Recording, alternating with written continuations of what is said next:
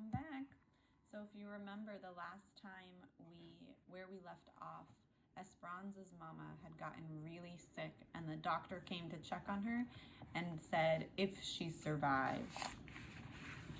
This chapter is called Las Papas, potatoes. Esperanza almost never left Mama's side. She sponged her with cool water and fed her teaspoons of broth throughout the day. Miguel offered to take over the sweeping job for her, but Esperanza wouldn't let him. Irene and Melina arrived each morning to check on Mama and to take the babies. Alfonso and Juan put up extra layers of newspaper and cardboard in the bedroom to keep out the November chill. And Isabel drew pictures to hang on the walls because she did not think the newspaper looked pretty enough for Mama. The doctor came back a few weeks later with more medicine. "She's not getting worse," he said, shaking his head, "but she is not getting better either." Mama drifted in and out of fitful sleep, and sometimes she called out for Abuelita. Esperanza could barely sit still and often paced around the small room. One morning, Mama said weakly, "Esperanza." Esperanza ran to her and took her hand. "Abuelita's blanket," she whispered. Esperanza pulled her valise from under the bed. She had not opened it since before the dust storm and saw that the fine brown powder had even found its way deep inside, as it had found its way into Mama's lungs. She lifted out the crocheting that Abuelita had started the night Papa died. It seemed like a lifetime ago. Had it only been a few months? She stretched out the zigzag rows. They reached from one side of Mama's bed to the other, but were only a few hands wide, looking more like a long scarf than the beginnings of a blanket. Esperanza could see Abuelita's hairs woven in, so that all her love and good wishes would go with them forever. She held the crocheting to her face and could still smell the smoke from the fire, and the faintest smell of peppermint. Esperanza looked at Mama, breathing uneasily, her eyes closed. It was clear she needed Abuelita. They both needed her. But what was Esperanza to do? She picked up Mama's limp hand and kissed it. Then she handed the strip of zigzag rose to Mama, who clutched it to her chest. What had Abuelita told her when she'd given her the bundle of crocheting? And then she remembered. She had said, "Finish this for me, Esperanza, and promise me you'll take care of Mama." After Mama fell asleep, Esperanza picked up the needlework and began where Abuelita had left off. 10 stitches up to the top of the mountain. Add 1 stitch. 9 stitches down to the bottom of the valley. Skip 1. Her fingers were more nimble now, and her stitches were more even. The mountains and the valleys and the blanket were easy. But as soon as she reached the mountain, she was headed back down into a valley again. Would she ever escape the valley she was living in? This valley of Mama being sick? What else had Abuelita said? After she had lived many mountains and valleys, they would be together again. She bent over her work, intent, and when her hair fell into her lap, she picked it up and wove it into the blanket. She cried when she thought of the wishes that would go into the blanket forever, because she was wishing that Mama would not die. The blanket grew longer, and Mama grew more pale. Women in the camp brought her extra skeins of yarn, and Esperanza didn't care that they didn't match. Each night when she went to bed, she put the growing blanket back over Mama, covering her in hopeful color. Lately, it seemed Esperanza could not interest Mama in anything. "Please, Mama," she begged, "you must eat more soup. Please, Mama, you must drink more juice. Mama, let me comb your hair. It will make you feel better." But Mama was listless, and Esperanza often found her weeping in silence. It was as if after all her hard work in getting them there, her strong and determined Mama had given up. The fields frosted over, and Mama began to have trouble breathing. The doctor came again with worse news. She should be in the hospital. She's very weak, but more than that, she is depressed and needs nursing around the clock if she is going to get stronger. It is a county hospital, so you would not have to pay, except for doctor bills and medicine. Esperanza shook her head no. The hospital is where people go to die. She began to cry. Isabel ran to her crying too. Hortensia walked over and folded them both into her arms.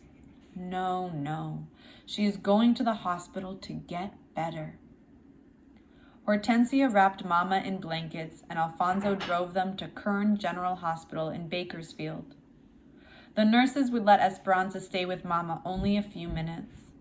And when Esperanza kissed her goodbye, Mama didn't say a word, but just shut her eyes and drifted off to sleep.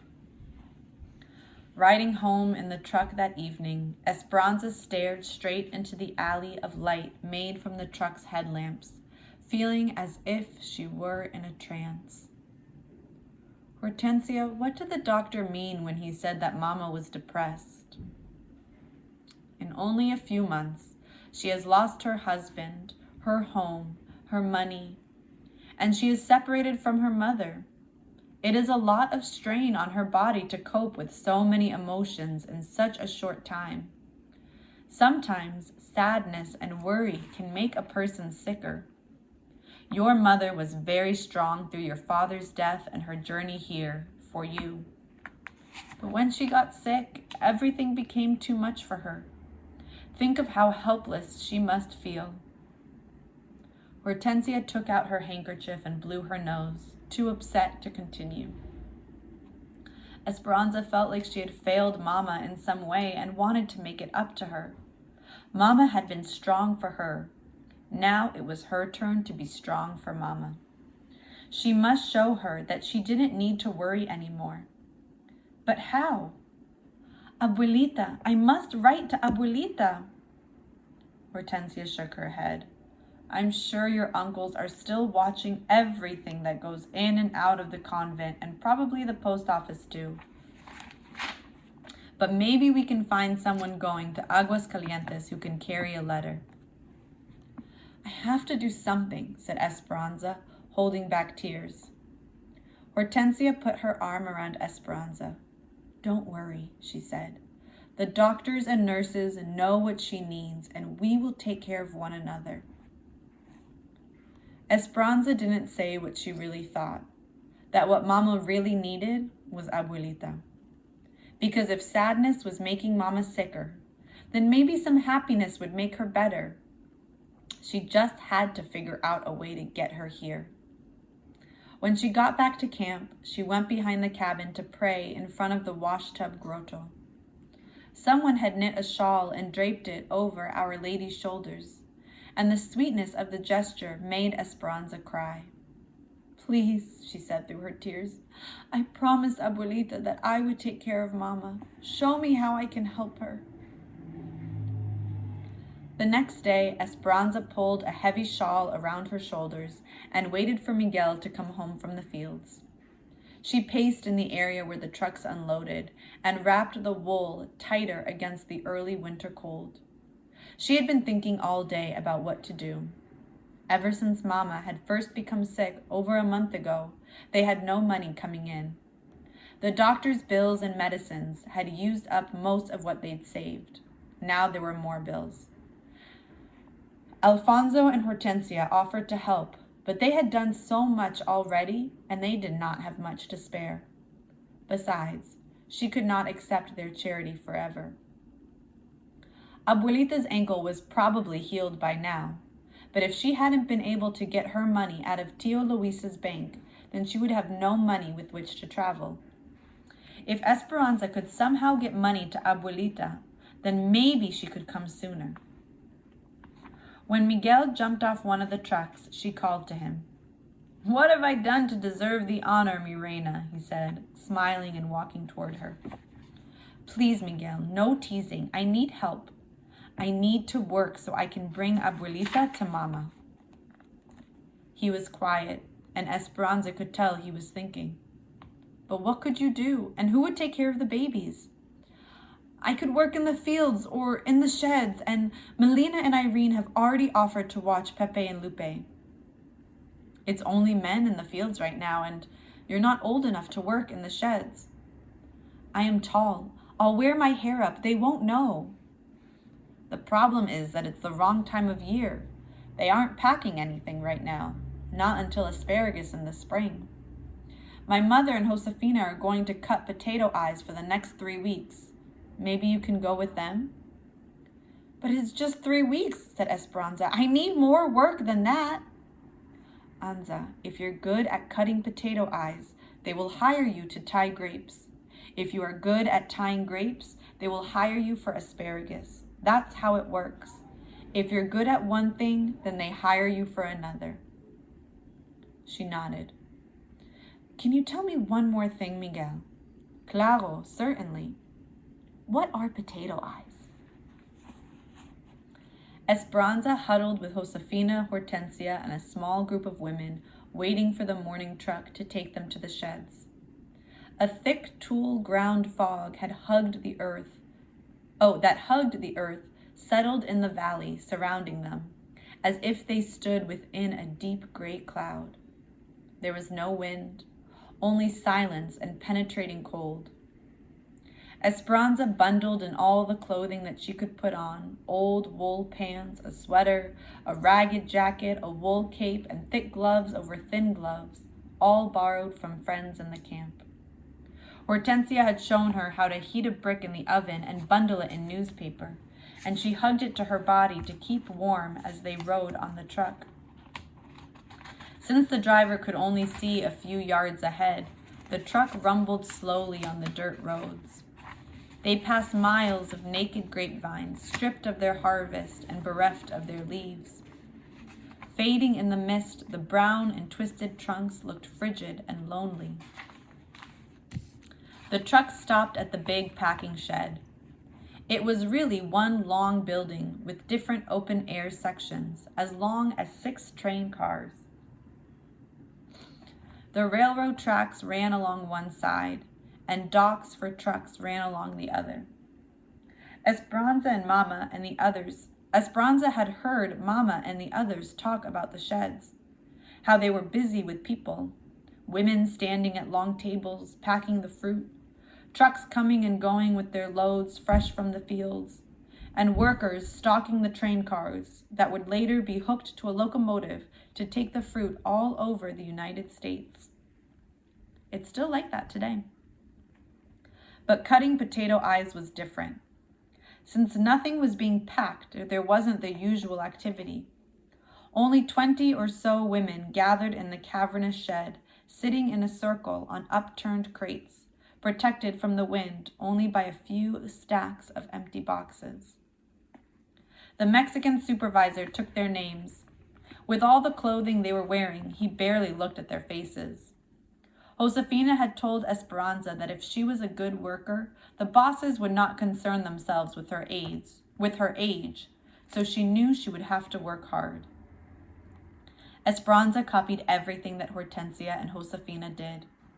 When the women put the hot bricks between their feet to keep them warm while they worked, so did she.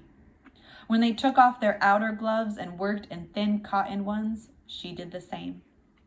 Everyone had a metal bin sitting behind them. The field workers brought cold potatoes and filled up their bins. Hortensia took a potato, and then with a sharp knife, she cut it into chunks around the dimples. Then she tapped her knife on one of the dimples. That is an eye, she whispered to Esperanza. Leave 2 eyes in every piece, so there will be 2 chances for it to take root.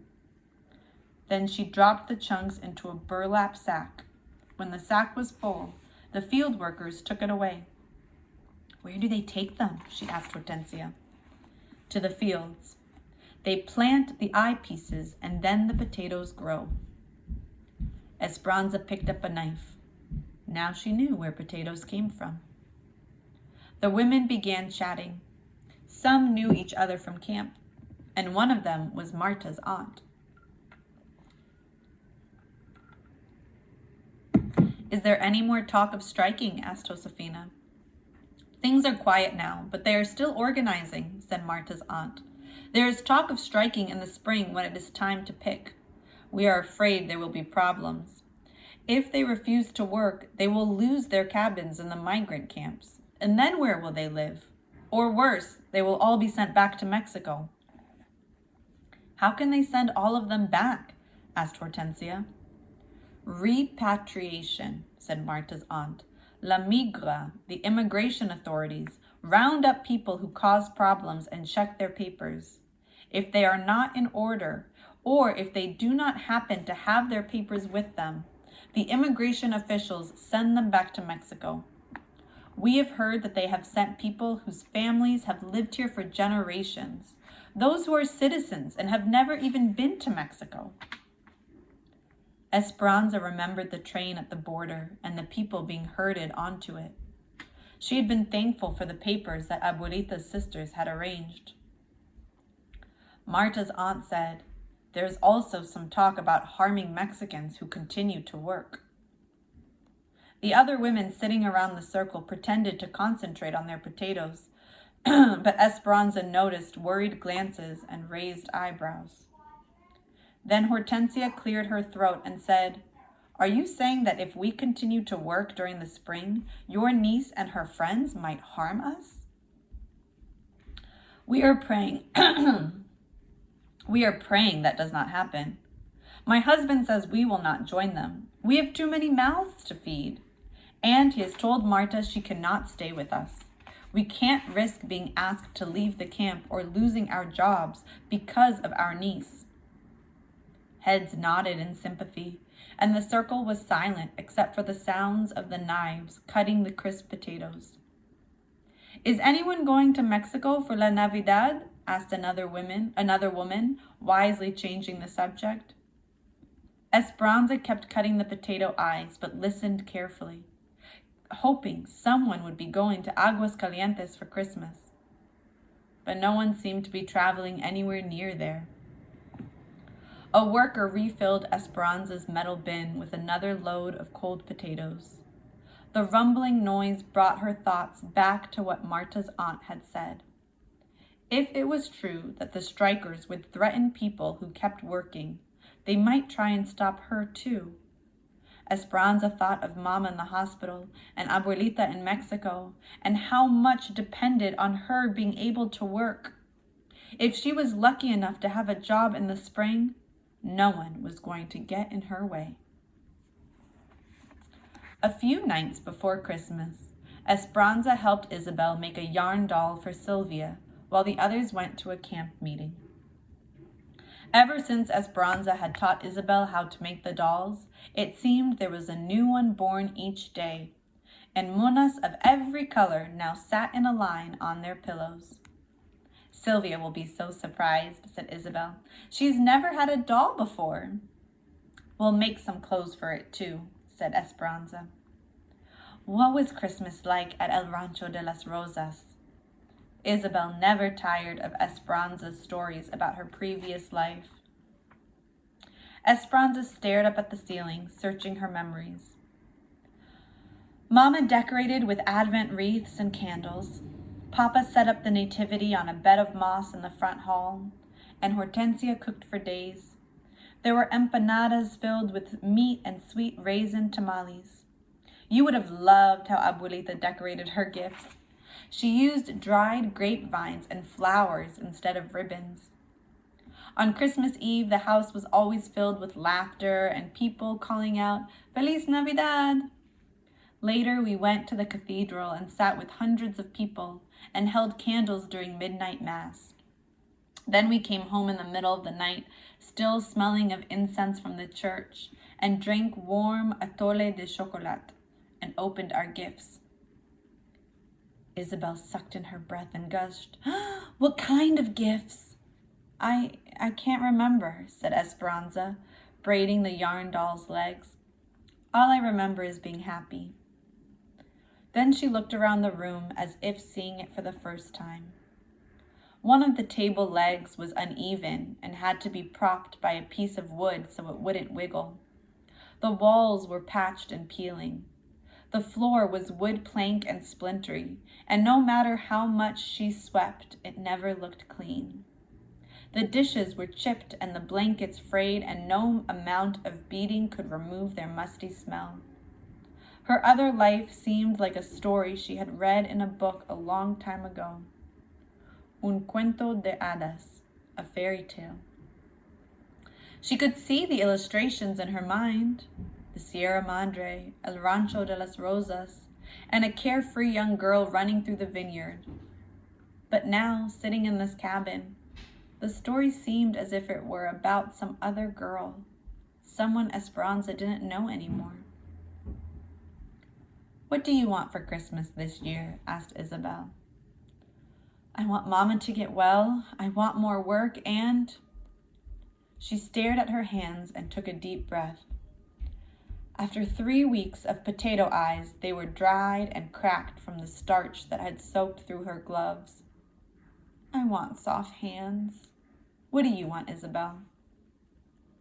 Isabel looked at her with big doe eyes and said, "That's easy. I want anything." Esperanza nodded and smiled. Admiring the completed doll, she handed it to Isabel, whose eyes, as usual, were excited. They went to bed, Isabel in her cot and Esperanza in the bed that she and Mama had slept in. She turned toward the wall, yearning for the holidays of her past, and repeated what was becoming a nightly ritual of silent tears. She didn't think anyone ever knew that she cried herself to sleep until she felt Isabel patting her back. "Esperanza, don't cry again. We will sleep with you if you want." "We?" She turned toward Isabel, who was holding the family of yarn dolls. Esperanza couldn't help but smile and lift the covers. Isabel slid in beside her, arranging the dolls between them. Esperanza stared in the dark. Isabel had nothing, but she also had everything. Esperanza wanted what she had. She wanted so few worries that something as simple as a yarn doll would make her happy. On Christmas Day, Esperanza walked up the front steps of the hospital while Alfonso waited in the truck. A couple passed her carrying gifts wrapped in shiny paper. A woman hurried by carrying a poinsettia plant and wearing a beautiful red wool coat with a rhinestone Christmas tree pinned to the lapel. Esperanza's eyes riveted on the coat and the jewelry. She wished she could give Mama a warm red coat and a pin that sparkled. She thought of the gift she had in her pocket. It was nothing more than a small, smooth stone that she had found in the fields while weeding potatoes. The doctor had moved Mama to a ward for people with long-term illnesses. There were only 4 other people on the floor, and the patients were spread out, their occupied beds scattered among the rows of bare mattresses in the long room. Mama slept and didn't wake even to say hello. Nevertheless, Esperanza sat next to her, crocheted a few rows on the blanket, and told Mama about the sheds and Isabel and the strikers. She told her that Lupe and Pepe could almost walk now, and that Miguel thought that Papa's roses showed signs of growth. Mama didn't wake to say goodbye either. Esperanza tucked the blanket around her, hoping the color from the blanket would slowly seep into Mama's cheeks. She put the stone on the night table and kissed Mama goodbye. "Don't worry, I will take care of everything. I will be la patrona for the family now."